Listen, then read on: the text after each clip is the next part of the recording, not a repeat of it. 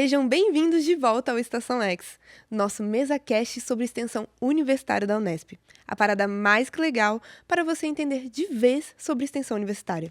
Eu sou Tainá Santana e estou aqui com o professor Raul Borges Guimarães, pró-reitor de extensão universitária e cultura da Unesp, falando diretamente do estúdio da TV Unesp.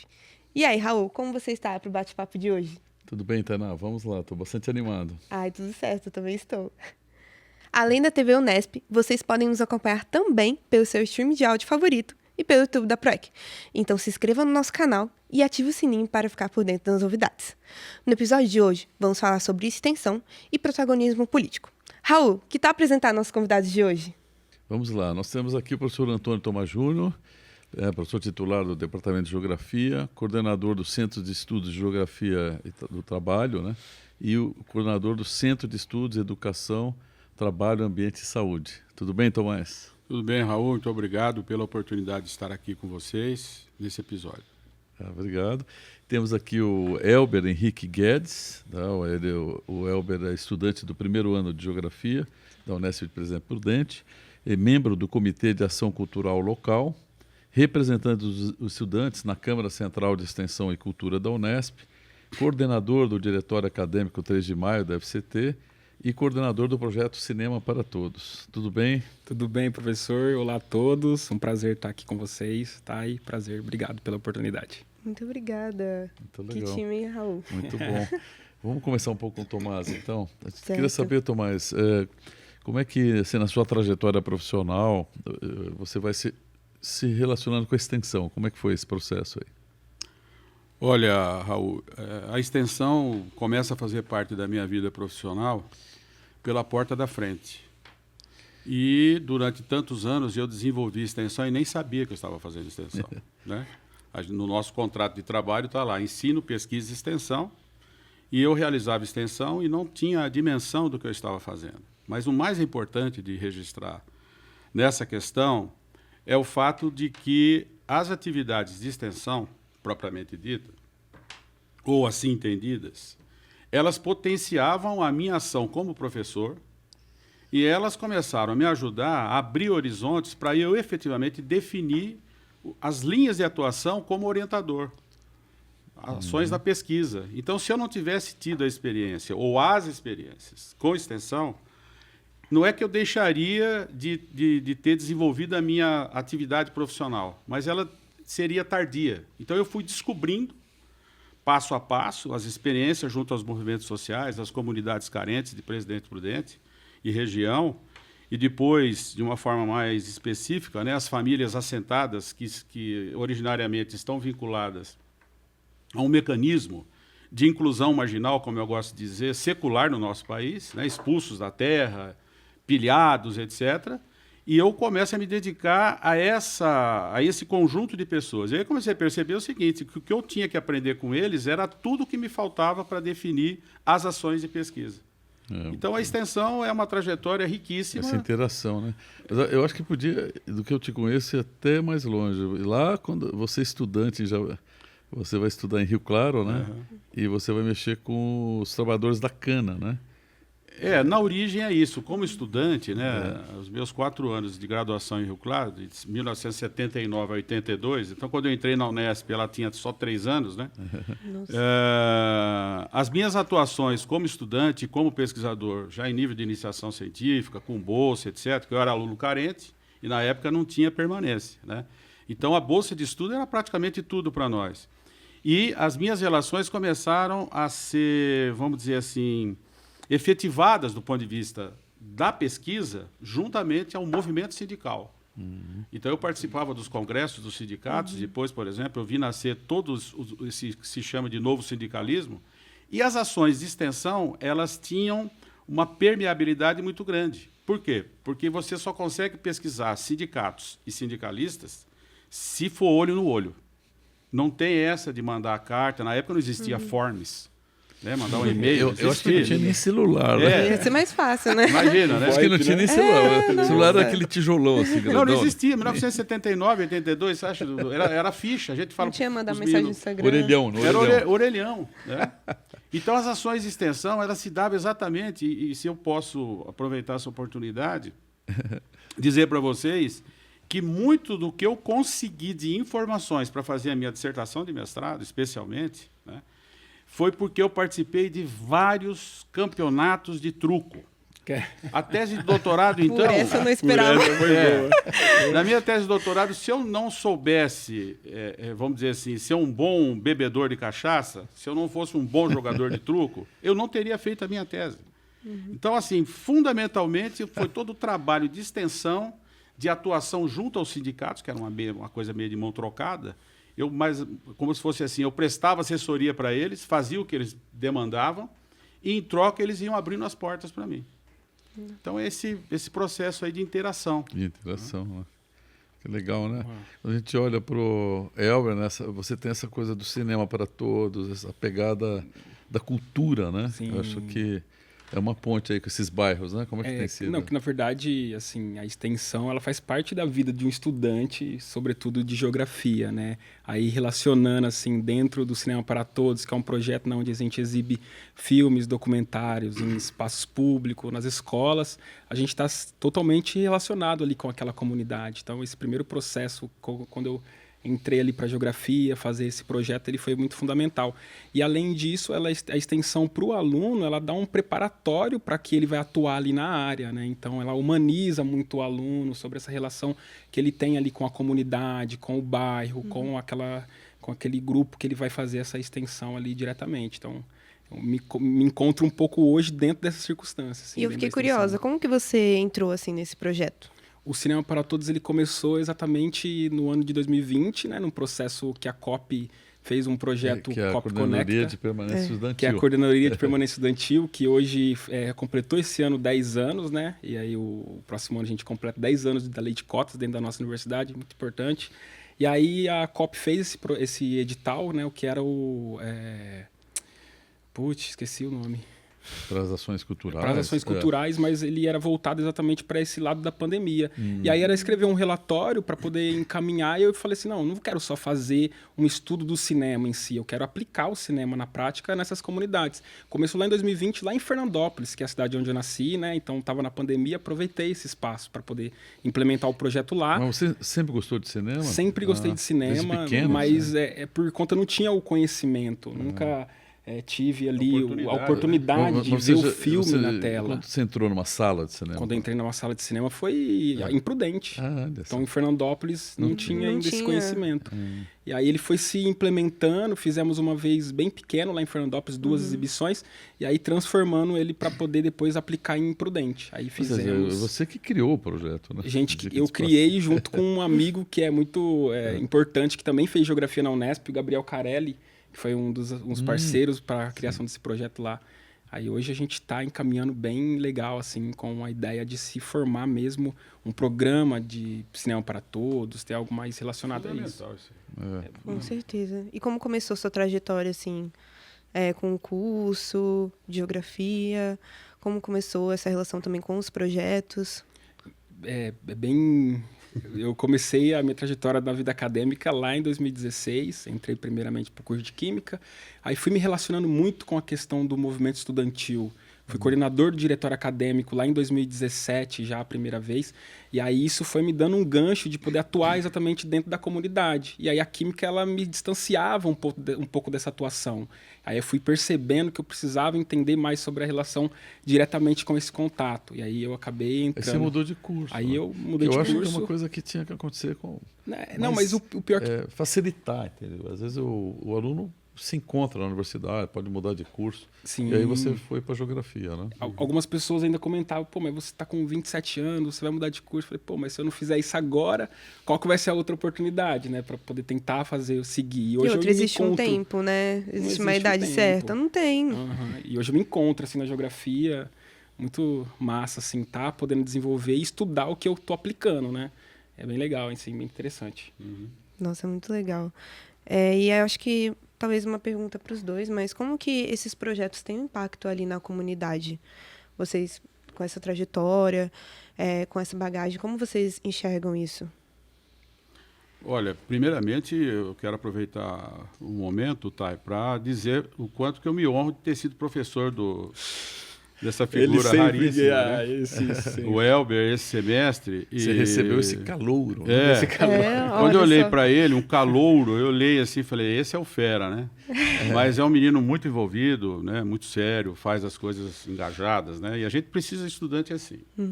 Olha, o que eu posso dizer para vocês da minha experiência, tendo a extensão como foco, é que o retorno da comunidade é muito energizado, no nosso caso. Eu estou falando nosso porque não sou eu. Né? Eu respondo por mim, evidentemente, mas nós somos um coletivo. Né? Então, tem grupos de pesquisa, uma plataforma de grupos de pesquisa, que é o CETAS, né? Que a gente tem conseguido, ao longo desses últimos anos, não somente ampliar as nossas ações, mas elevar a eficiência das nossas ações, por um fato fantasticamente importante, que é a nossa entrada e permanência nas escolas públicas, especialmente nos assentamentos. Sim. Então, o compromisso que a gente assume não é somente com as famílias camponesas. Os assentamentos rurais, né? Com os assentamentos rurais, né, lá na nossa região, oriundos pela luta pela terra, são 119 assentamentos rurais, uma comunidade de aproximadamente 7 mil famílias e 33, 34 mil pessoas. Então, a gente consegue entrar nas escolas. E é um trabalho de formiguinha. Só que as cobranças são muito interessantes. Porque quem vem cobrar são os estudantes. Não é exatamente o pai e a mãe que a gente tem contato quando nós fazemos atividades com eles nos assentamentos, nos lotes. Quando você vai para a escola, isso amplifica. Aí você vai conversar com a juventude. Aí você vai conversar com os meninos. Saber deles. Brilha, né? Exatamente. Saber deles, por exemplo, o que é importante para eles ter 15, 16, 17 anos, no ensino médio especialmente, né? 18 anos. O que é ter essa idade e estar no assentamento? Como que nós podemos dialogar, contribuir? Quais as demandas deles? Quais as demandas? Então, assim, a gente não chega com coisas prontas. Porque se você for pronto para oferecer alguma coisa, não vai dar certo. Mas o que aparece, Tomás? O que eles estão querendo aí? Olha, eles estão querendo, por exemplo, Raul, continuidade nas atividades que a gente faz nas nossas pesquisas. Eu vou dar o exemplo do Atlas. O projeto é só chegar lá e aplicar um filme. Aplicar e ir embora, né? Vou dar o exemplo do Atlas. Né? A gente está elaborando, finalizando um Atlas geográfico. O nome dele é muito longo, mas o nome fantasia dele é Atlas Geográfico Sandovalina. A base de dados é oriunda de um projeto temático FAPESP, que teve vigência de 2013 a 2019, que eu tive a honra de ser o coordenador. O Raul era um dos pesquisadores principais. Nós conseguimos reunir aí aproximadamente 45 pesquisadores, uma centena, talvez, ou um pouco perto disso, de bolsistas, né? Foram 6 anos de projeto. E aí, quando a gente chega nas escolas oferecendo as informações sistematizadas num Atlas, e é bom lembrar que esse Atlas foi produzido de forma compartilhada com os professores de uma das escolas, que é a escola estadual professora... como é que é o nome? Foi na Líria? Na Líria Sumida, exatamente, Sandovalina. Sim. E aí, o que acontece? Os professores, eles não somente participaram da produção do Atlas, mas eles são autores do Atlas juntamente conosco. E aí os estudantes foram, vamos dizer assim, participaram dos testes que os professores foram desenvolver a partir do Atlas. Então, professor de Química, de Matemática, de Física, de Biologia, de Sociologia, todos os professores participaram. E aí as cobranças são o seguinte, tivemos lá 15 dias atrás, e os meninos cobravam o quê da gente? Com a tua turma, fomos lá com Geografia Humana, fazer uma outra atividade na mesma escola, e eles diziam o seguinte, olha, vocês quando estiveram aqui, fizemos uma reunião para dar um encaminhamento para o Atlas, vocês disseram que a gente poderia participar de discussões e de reflexões para, vamos dizer assim, situações concretas para o nosso município. Por quê? Porque a gente dizia para eles que aquela era uma área contaminada, né? Para vocês terem noção, Sandovalina tem um município que tem 3.700 habitantes, 45 mil hectares de área total, 37 mil com cana-de-açúcar. Né? E se você levar em consideração todos os paralelos que nos levam à quantidade de princípios ativos por hectare, venenos, só em Sandovalina teria 16 milhões de cauda tóxica ano. Né? E a gente falando sobre isso, os meninos ficaram preocupados. Claro, eles moram lá, têm famílias lá, e estão acompanhando os casos de doenças, etc., que estão acontecendo lá. Então, nos cobraram. Mas, escuta, vocês vão oferecer retorno e elementos concretos para nós quando? Fizeram essa pergunta para mim. E aí, além disso, eles ficam instigados a querer buscar soluções, essas alternativas. A gente vai lá, apresenta vários dados, mas aí eles querem também procurar alternativas para poder minimizar esses impactos. Essa experiência é um negócio muito importante, né? A gente cria uma expectativa, né? Então, a projeto de extensão, você tem esse compromisso, né? Porque não é só vai lá, retira os dados, vai embora, nunca mais volta, né? Então, acho que mas isso aí tem um prejuízo muito grande, Raul, porque se você fizer isso, você não faz a pesquisa. Né? Nem a extensão. Aí você não faz a extensão, não dá continuidade, a pesquisa não sai, e a extensão deixa de ser algo crível. As pessoas falam assim, bom, eu vou receber essa pessoa para conversar com ela, eu posso falar o que eu quero? Não. Ele não vai falar o que ele quer. Ele vai falar o que é possível. E aí você não faz a extensão, e se tem pesquisa envolvida, você não faz a pesquisa também. Né? Então é uma via de mão dupla. Eles trazendo o que eles querem, vocês também dando esse retorno, né? E ao mesmo tempo ali tentando se complementar. Né? Muito importante. Eu estava... esse semestre, na verdade, eu tive uma disciplina sobre jornalismo de dados.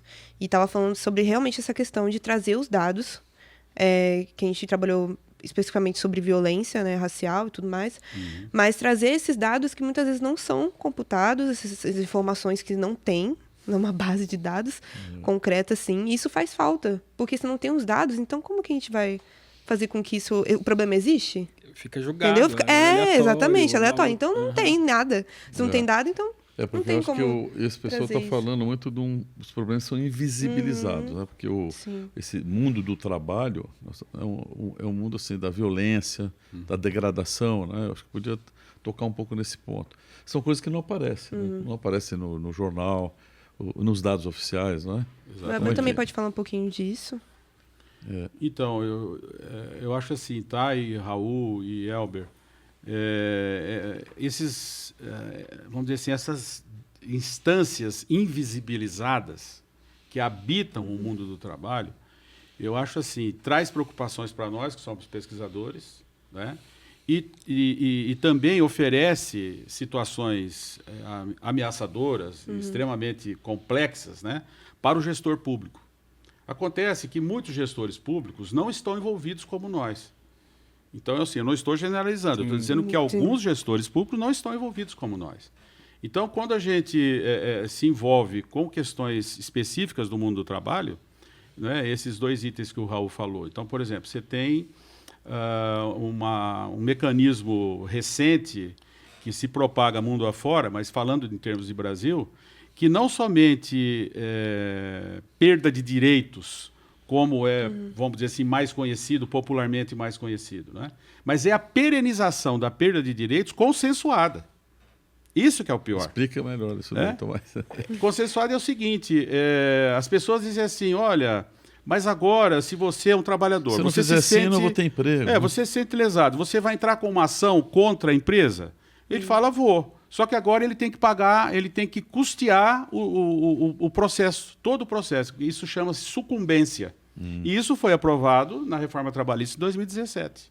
Então, os trabalhadores, o que acontece? Eles recuam, porque se eles perderem a ação, eles têm que pagar todos os custos processuais e horas de advogado.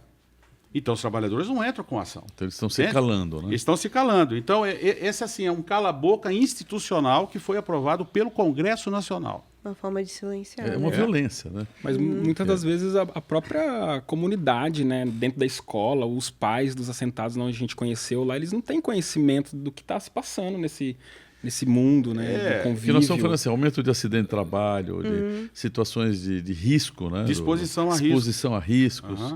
Que ele tem que se submeter ou não tem emprego, né? Então, por exemplo, no nosso caso lá concreto, os camponeses eles estão absolutamente asfixiados pelo veneno, falando de forma bem simples. Estão cercados, para todo mundo entender, né? E vamos imaginar que uma família lá tem um criatório de bicho da seda. Passou o veneno, contamina a mora. Vizinho, passou o veneno no vizinho. Passou o veneno 30 quilômetros longe dele. Aí você tem a direção predominante dos ventos que vai levar o veneno para ele. Ele não tem nada a ver com o veneno. Inclusive, do ponto de vista agroecológico, ele produz, ele tem hortaliças, etc. Do ponto de vista do processo de trabalho, ele faz tudo certinho. Aí o avião joga o veneno chega nele. Contamina a mora, as folha de amora mata o bicho. E aí a horta dele também fica envenenada. Então, assim, ele é um ciclo, assim. agroecologista, vamos dizer assim, na prática, né? Mas o que ele gera de produto da terra não é agroecológico. Sim. Entende? Então, o que eu quis dizer com consensuado, assim, como a gente diz nas palavras mais fáceis, né? Na linguagem popular, né? As pessoas dizem assim, mas isso é assim mesmo. Como que é assim mesmo? Esses dias atrás eu fui interpelado porque eu me posicionei contrário a essa ideia do consenso. É assim mesmo. Não, não é assim mesmo. Não podemos aceitar. Não é, a vida não precisa ser desse jeito. Né? E as pessoas, então, estão tão, assim, já presas, né, aprisionadas a esses consensos que deixam vazar as oportunidades para se manifestar. Sim. E aí Então, um programa como esse aqui é fantástico, a gente poder chegar nas pessoas. Né? E aí eu acho que é interessante porque aí o papel da extensão universitária dentro desse contexto da economia, no desenvolvimento, porque a gente tem vários projetos de extensão que vão nesse sentido, né? De achar alternativa. De achar alternativa, dar voz, né? Sei lá, de estar, por exemplo, no assentamento. Eu faço parte de um projeto que ele está vinculado exatamente dentro de um assentamento, né? Chama Construindo Consciência Socioalimentar. E aí é do edital da PROEC, né? Vamos Transformar o Mundo, que a gente aplica lá. Com o Kaká. Com o professor Kaká, a professora Patrícia de Rosano, o Robertson lá de Rosana também, e o professor Twin, que é da Educação Física, 3 professores de áreas distintas que a gente vai até o assentamento, conhece essas produções agroecológicas, vê esses riscos e tenta, de certa forma, ajudar, né, a minimizar, levar conhecimento, estratégias para poder facilitar esse cultivo, né? Então, acho que isso também um pouco que a universidade leva. Numa discussão do desenvolvimento, né? Porque Sim. esse desenvolvimento está aí, ele é destrutivo. Então, Sim. O modelo hegemônico, né? Para você gerar renda, riqueza, você tem que destruir a saúde do trabalhador, do ambiente, né? Então, qual é a alternativa a esse desenvolvimento? Tem que pensar saídas, né? Para os trabalhadores, a saída é realmente lutar contra o capital. Não tem outra saída. Agora, para o capitalista, a alternativa, por exemplo, é plataformizar. Né? Então, assim, a terceira revolução industrial... O que é explique isso. Eu vou explicar. Eu me sinto numa aula quando eu estou conversando com o professor, sabe? Plataformizar, explica. Não, olha só, eu vou tentar ser direto e simples para todo mundo poder entender que esse é o meu objetivo. Por exemplo, do ponto de vista do capital, a terceira revolução industrial não deu mais conta. Né? Eu estou falando do toyotismo, eu estou falando da microeletrônica, eu estou falando da popularização e da internacionalização dos recursos atrelados à internet, à robótica. Isso já né? foi. Então, isso aí para o capital já não interessa mais tanto, porque o que interessa? Ser herdeiro de tudo isso, vamos dizer assim, do pacote tecnológico, dos sistemas de controle do trabalho, mas aí sofisticar. Então, as plataformas, na prática, significa o quê? Um mecanismo de precarizar ao extremo as relações de trabalho. Sim, está na pauta. Está na pauta. Baseado em quê? Por exemplo, em quebrar todo o sistema protetivo. Então, a reforma trabalhista de 2017, ela não somente abriu portas, como perenizou um leito para que tudo isso se desenvolva, se multiplique e os impactos sejam, vamos dizer assim, não somente amplificados e intensificados, mas especialmente sistêmicos. Criando uma condição. Então, por exemplo, a gente fala de plataformas, quarta revolução industrial ou revolução 4.0, que é tudo a mesma coisa, na cabeça das pessoas é uberização. E aí chama tudo de uberização. Isso é um equívoco central. Como não dá para tratar desse assunto aqui, pormenorizar, o que eu posso dizer para vocês é o seguinte, é que as plataformas, elas estão referenciando o mundo do trabalho para toda a sociedade. Então, vou dar um exemplo. É uma padronização. Uma padronização. Tem professores de geografia formados por nós, que estão sendo contratados por plataformas. E não é somente você ter a constituição de uma empresa que se identifica como plataforma, mas são, muitas vezes, os procedimentos de como que essas empresas lidam com os trabalhadores. Então, por exemplo, não tem contrato de trabalho. Não existe contrato de trabalho. Né? A TAI, por exemplo, o Elber, que são jovens, vocês vão ser professores, né? Vão ter a sua empresa como assessora de Imprensa. imprensa, alguma coisa nesse sentido. Apresentadora. Apresentador. Né? Uma âncora de mão cheia, né? E aí você vai ter que ser uma MEI, ou você vai ter que ser uma PJ. E aí você vai contratar, a escola vai contratar o Elber para dar aula, por exemplo, na universidade estadual. Não, ele é uma empresa. Ele é uma empresa, ele vai dar aula lá no Ceará. Mas ele nunca foi e nem vai no Ceará. E a gente já tá vendo isso no mercado de trabalho, Exatamente. né? A maioria das vagas que a gente procura é sempre PJ. Claro. Sempre, a maioria delas. E aí a gente já fica como? Em desespero. Fica, meu Isso é uma Deus, e agora? precarização do trabalho. Então, assim, né? qual é o horizonte para os Sim. trabalhadores e para as trabalhadoras diante disso? Primeiro, não tem aposentadoria. Esqueça. Aí tem que se contratar Eu uma não tô rogando previdência praga. privada. pra Não ser- tem os direitos, não tem o Exatamente. 13º, Não, eu não estou tem rogando plano de praga, saúde. mas é assim, não vai aposentar. É muita coisa. Não tem direitos e se qualquer problema de saúde, por exemplo, que porventura o trabalhador e a trabalhadora tenha ao longo desse período, né, de inserção ocupacional, ele tem que custear. Então, veja, do ponto de vista das regras, se você tem interrupção em todo o processo de contribuição, isso vai repercutir também na contagem do tempo de trabalho. Então, tudo joga contra. Então, as plataformas Então, pegaram essa carona aí e estão nadando de E braçada. aí, no meio disso, eles têm que fazer projeto de extensão, né? Então, nesse mundo perverso, né? Exatamente. Então, aí, ao redor da gente, está chegando na universidade também, né? O projeto ele é uma contradição ali, talvez, nesse meio que Sim. tá Se contrapor, indo contra, né? indo contra tudo isso, né? Então, A grande mídia, ela oferece essa visão que tudo é muito fácil de se fazer, né? Cria uma PJ, vai ser mais fácil de ser contratado, mas aí Sim. tem todas essas aplicações que a gente vê como que é na realidade, né? Por mas- exemplo, eu tive Com que certeza. abrir um MEI agora, recentemente, para poder apresentar um projeto cultural lá para Presidente Prudente, né? A gente Nossa. tá... Porque ou você fazia pessoa física e a burocracia aumentava para 10 mil vezes, ou você abria uma PJ e facilitava. Aí eu falei, E isso para levar o cinema nos isso bairros. para Pois levar é. o cinema nos bairros. A Paulo Gustavo, ela vem para poder A Lei Paulo minimizar Gustavo, os riscos culturais que passou, mas ela aplica que esses agentes culturais eles têm algumas obrigações, né? De se criar aí esse MEI e proporcionar. Para Sim. captar recursos, fazer a gestão, né? Como é a sua participação na Câmara Central de Extensão Universitária e Cultura? Olha, falar sobre representação discente na Unesp é um pouco complexo, né? Porque hoje a gente não tem um DCE, que seria a representação de todos os estudantes, para poder diretamente representar eles na reitoria, nos órgãos colegiados. E aí me vem, assim, uma representação de diretório acadêmico, né? Porque hoje eu faço parte da coordenação do diretório acadêmico. Até mandar um abraço, um beijo para a Grazi, que também é a coordenadora de lá.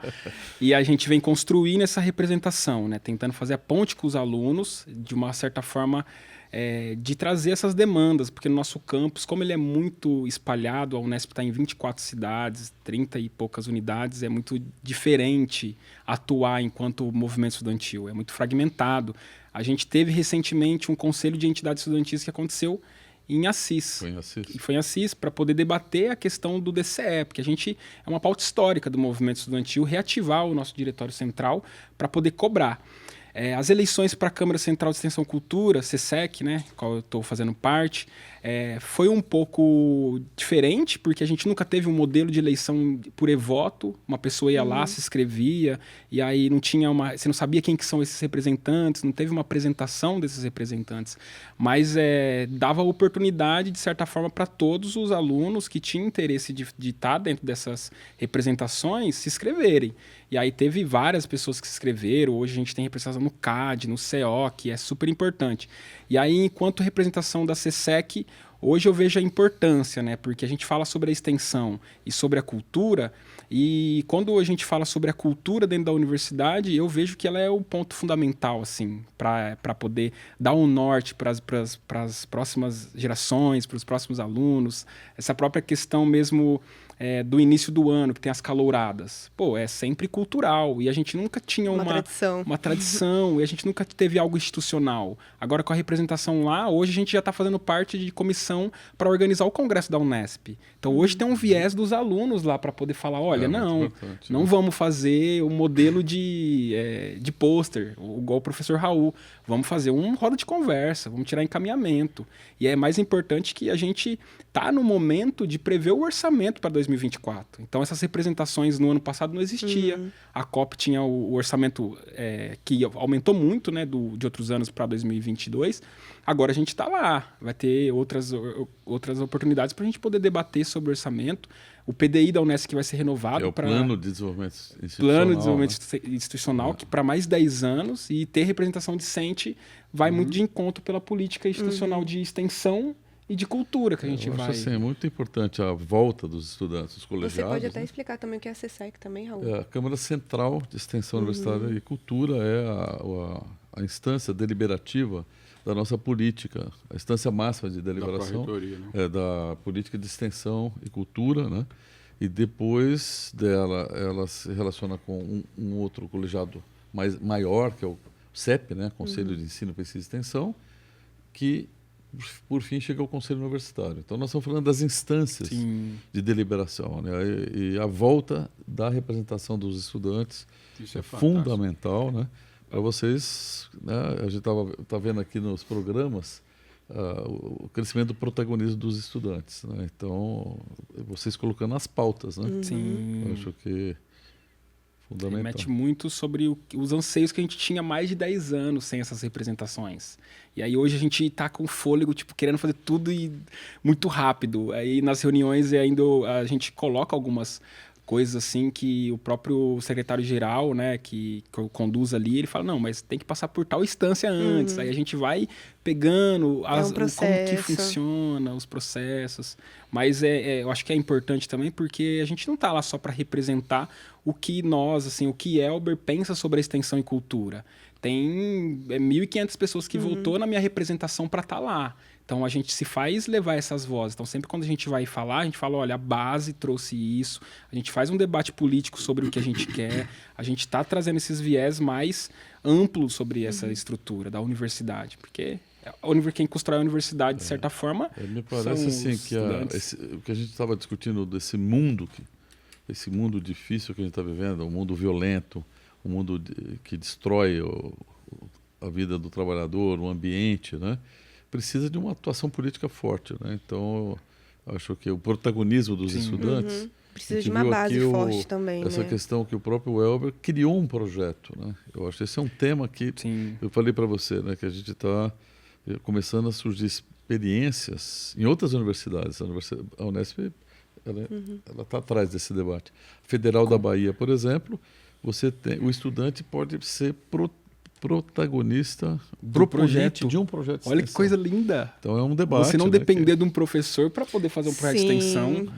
Porque muitas vezes a gente depende disso. É uma discussão. Né? Uma discussão. E uma coisa interessante que a Unesp criou esse ano foi a Coordenadoria de Ação Cultural, que fragmentou todo esse giro, que levou alunos para poder apresentar e conhecer coisas, né? Igual a gente estava comentando, aluno nunca tinha escutado um concerto, né? Que juntou as 3 universidades para poder apresentar. Então, isso foi algo que cada vez mais fomentando. Agora com a criação do CAC Central, os CACs locais, que também a gente que é o Comitê de Ação Cultural.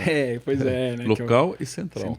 E como você vê esse movimento acontecendo? Tipo, como mais alunos estão chegando a esses espaços? Eu acho que por forma de estar conhecendo e tendo a oportunidade de saber que a gente pode estar ocupando esses lugares. Porque antes, majoritariamente, era só homens brancos que ocupavam essas cadeiras. E hoje, com a abertura, né, que a gente está dentro dessas representações, a gente se colocou. Então, não foi, olha, convidado. Foi meio que a gente está precisando falar do que a gente quer.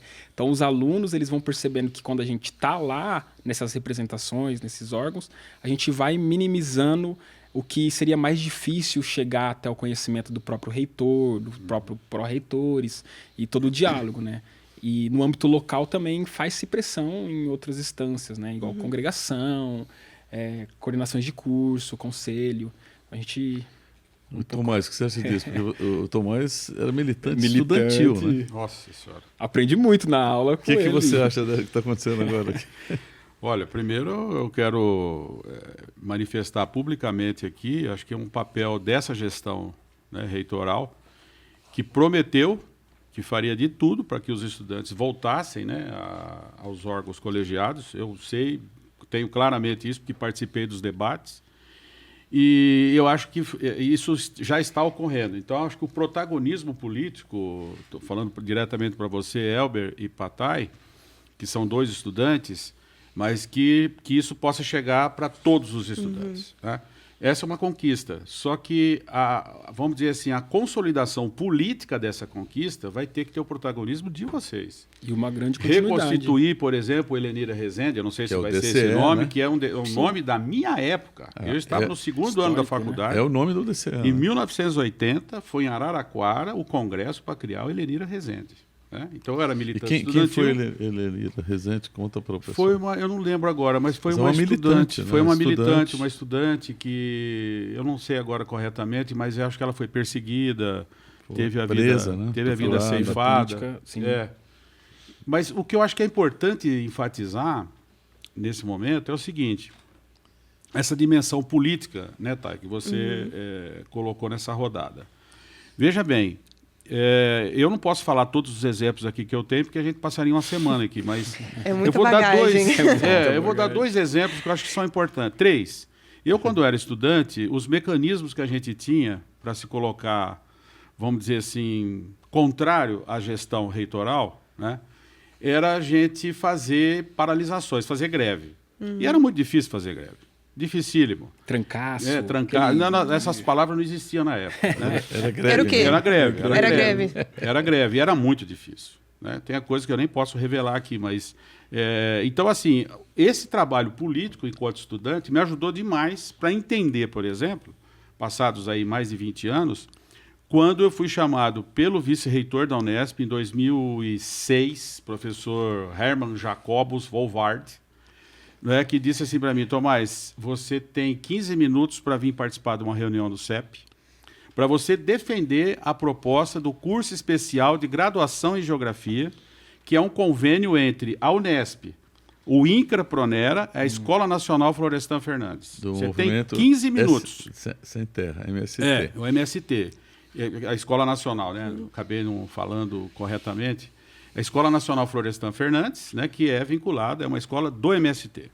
Muito bem. O que ele queria com isso?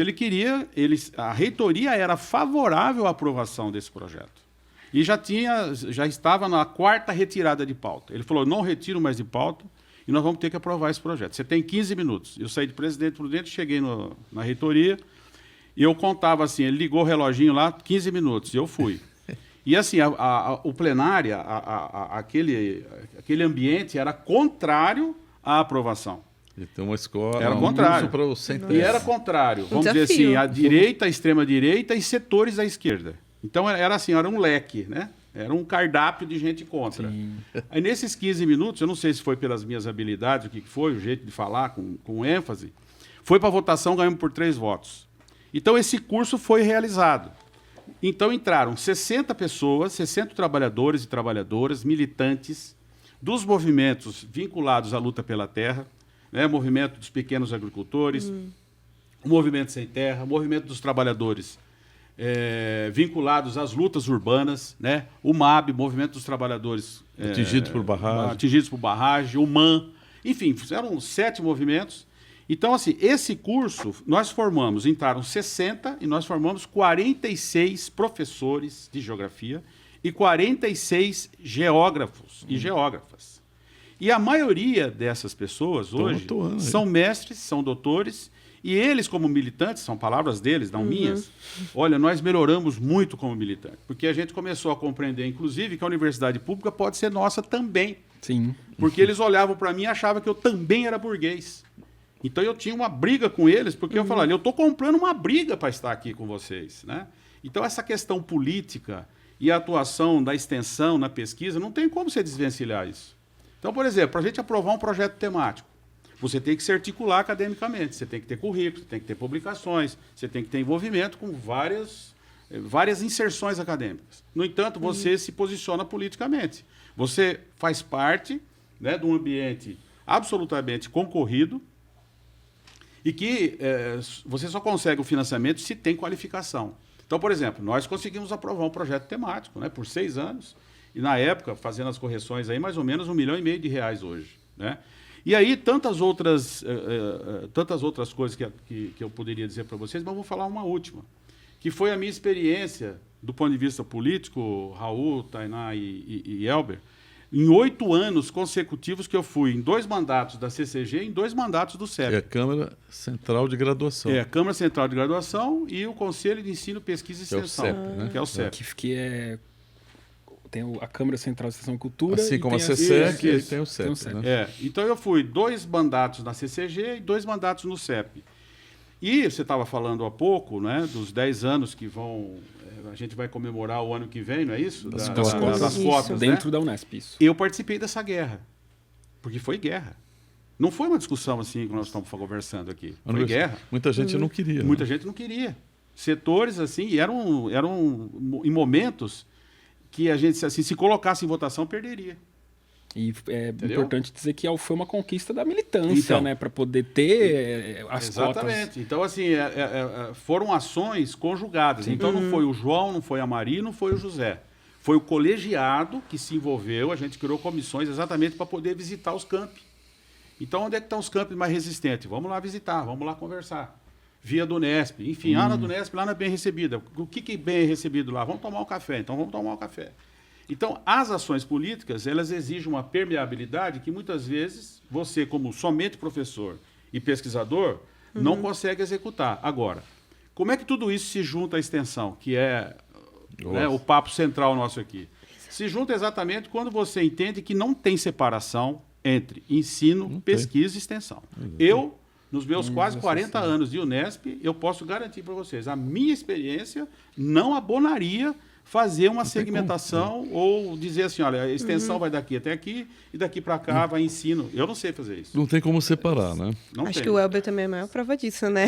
Não, e um detalhe importante do que o professor resgata é que os alunos, eles antes de os 10 anos que ficamos aí, mais de 10 anos sem DCE, a gente estava atuando entre nós, alunos, né? Eu falando com a Thay, falando com outro representante de Bauru, Araraquara, e não tinha essa troca com, por exemplo, o sindicato dos professores, sindicato dos funcionários. Hoje, estando nessas representações, a gente tem um diálogo mais aberto para definir as pautas e ir frente a essas lutas que a universidade precisa avançar. Porque, que nem a gente colocou, a universidade, numa forma geral, ela é muito conservadora, e aí a gente entra com essa cabeça já conservadora, e quando os alunos entram nessas repartições... E você vai reproduzindo o conservadorismo. Né? Então, exatamente. eu acho que a gente está diante de um cenário agora que a gente está produzindo o protagonismo, a gente está falando protagonismo dos estudantes, o professor que tem essa visão extensionista, né?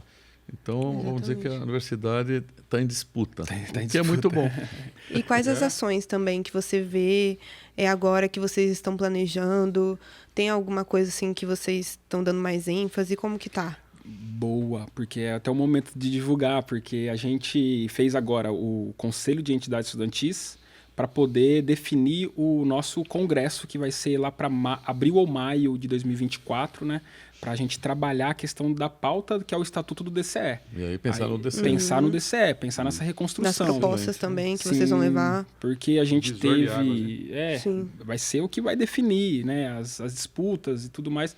A gente não tem uma certa indicação, porque não dá para a gente sempre fazer votações online com representações que a gente não tenha uma base. Então, tendo essa estrutura. Então, acho que o nosso foco hoje, dentro do movimento estudantil, para além das lutas, né, que a gente já tem travada dentro da universidade, do dia a dia, é ter essa reconstrução de um diretório central forte, com representações de todos os campos, que possa se articular. Então, acho que hoje, assim, é o nosso grande movimento que vem acontecendo. Com certeza. Eu assim, também sou do movimento estudantil, participei ali do movimento secundarista. E a gente realmente ia muito para congresso, assim. E você vê também a importância que tem esses espaços, principalmente pessoalmente, assim, porque lá a gente tinha muitas discussões e discussões com pessoas ali que falam sobre diversos assuntos. Então isso traz uma bagagem. Tinha um Grêmio estudantil na sua escola, não? Eu participei, no ensino médio eu participei do Grêmio Estudantil. Legal. E a gente sempre ia para esses congressos justamente para isso, para levar pautas do que a gente estava precisando dentro da escola e tudo mais. E aí isso também era um momento de potência, né? Da gente criar uma rede, realmente, ali para fazer ações e para levar isso também para as escolas, né? E aí a gente vê isso também nas universidades. A mesma coisa. Sempre ali levando pautas, né? Nesse Bauru mesmo tem diversos coletivos que estão tratando sobre isso, que estão trazendo principalmente questões da permanência estudantil, que eu acho que é uma pauta agora que é a principal no momento. Então, você vê a importância realmente da atuação dos estudantes, né? Nisso, como a gente realmente como protagonista dessa luta. Sim. Né? E o nosso bate-papo, infelizmente, está chegando ao fim. De novo. Poxa. Tá Só muito foi boa a nossa conversa, só foi 5 falar. minutos. Foi realmente muito rápido. Muito rápido. E eu quero agradecer a presença de vocês, se vocês quiserem deixar um recadinho final também. Mas, assim, foi sensacional. Foi muito bom, vou levar muita coisa daqui. Foi realmente, deu uma aula. Vocês dois, assim, foi realmente uma dupla incrível. Que legal, pô, eu fico muito feliz, tá, aí pela oportunidade, professor Raul e todo mundo que fica por trás, assim, dessa Estação X, né, porque é uma oportunidade a gente vir aqui colocar o que a gente está debatendo no dia a dia, né, e falar sobre extensão universitária e o debate sobre os estudantes foi fundamental. Agradeço ao professor Tomás por ter me dado uma aula nesse segundo semestre. Histórico. Vocês vieram junto? Viemos juntos. Ele ficou falando muito ou não? Ficou nada, dormiu no banco de trás, apagou. Mas obrigado. Foi uma viagem tranquila, então. A gente agradece. Não fiquei churiçando ele. Bom, quero aproveitar então a oportunidade mais uma vez para agradecer, né, estar aqui com vocês.